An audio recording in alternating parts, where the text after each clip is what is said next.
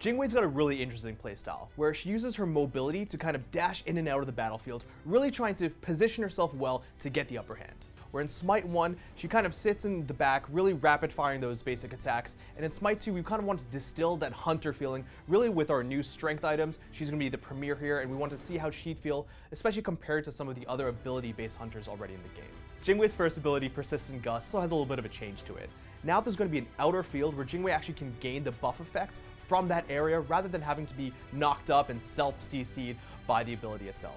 We thought about how far we wanted to go and also what players would expect from going from Smite 1 to Smite 2. In the end of the day, we played around with her second ability, Explosive Bolts. In Smite 2, it's now going to have additional charges as you rank the ability up. So you can play around with that reloading crossbow mechanic not just once, but several times throughout a fight. Jing Wei's third ability, Agility, has a little bit of now turning momentum to it. So you can actually reposition yourself when you're knocked up, either from another ability from an enemy or from your own ability from Persistent Gust, and it'll pivot kind of which direction you're going to be going. In addition to the slight bit of turning you get with the third ability in Agility, you also get an additional charge back to your second ability, Explosive Bolts. Finally, Jing Wei's ultimate ability, Airstrike, has a little bit of a change that's pretty cool.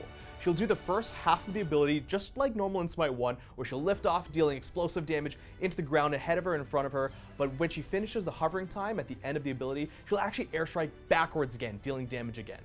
When we're porting over gods from Smite 1 to Smite 2, especially where we are in the alpha life cycle of Smite 2, we want to make sure that we do a really good job of keeping not just the gameplay, but also the audio, the visuals, the feedback, really core and really just crisp when it comes to bringing over these gods. Jing Wei is no exception to that. We really took a lot of effort to make sure that there's a lot of updates to Jing Wei's audio and her visuals and her animations, but it doesn't feel too far away from what Smite 1 did for us.